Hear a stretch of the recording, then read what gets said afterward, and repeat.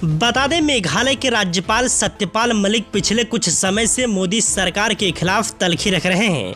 कई मौकों पर उन्होंने सार्वजनिक मंचों से सरकार की योजनाओं की आलोचना की है, तो वहीं आईना दिखाने का काम भी किया है।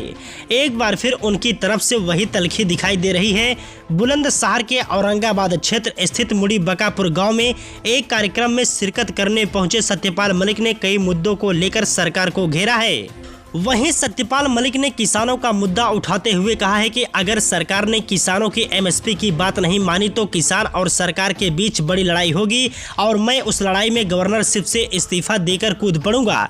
जब तक एमएसपी को लेकर कानूनी दर्जा नहीं दिया जाएगा तब तक किसानों की समस्या हल नहीं होगी।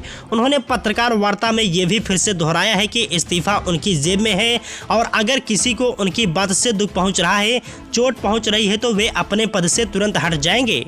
वैसे बातचीत के दौरान राजपथ का नाम बदलने वाला मुद्दा भी उठाया गया। इस पर सत्यपाल मलिक ने अपनी प्रतिक्रिया देते हुए कहा कि मैं समझता हूं कि राजपथ कोई अंग्रेजों का दिया हुआ नाम नहीं है, इसको नहीं बदलना जाना चाहिए। वहीं यूपी में क्योंकि इस समय मदरसों का सर्वे करवाया जा रहा है, इस पर उनकी तरफ से एक नपा तुला बयान दिया गया है। वहीं सत्यपाल मलिक कहते हैं कि सर्वे कराकर अगर मदरसों को बेहतर करने की बात हो रही है, बेहतर सुविधा देने की बात हो रही है तो ये ठीक है, इसे सियासत नहीं कह सकते। स्कूलों का भी सर्वे कराया जाना चाहिए। राहुल गांधी के नेतृत्व में कन्याकुमारी से लेकर कश्मीर तक चलाई जा रही भारत जोड़ो यात्रा पर मलिक ने सिर्फ शुभकामना दी है।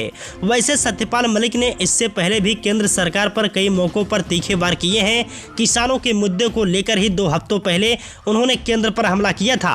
उन्होंने कहा था कि एमएसपी इसलिए लागू नहीं होगी कि प्रधानमंत्री का एक दोस्त है अडानी, जो एशिया का सबसे मालदार आदमी बन गया है। वहीं सत्यपाल मलिक ने यह भी कहा कि एमएसपी जब तक लागू न हो और उसको कानूनी दर्जा न मिले तो दोबारा लड़ाई होगी और इस बार जबरदस्त लड़ाई होगी। देश के किसान को आप पराजित नहीं कर सकते हैं, उसे डरा नहीं सकते हैं, उसके यहाँ ईडी नहीं भेज सकते, किसी इनकम टैक्स वाले को भी नहीं भेज सकते।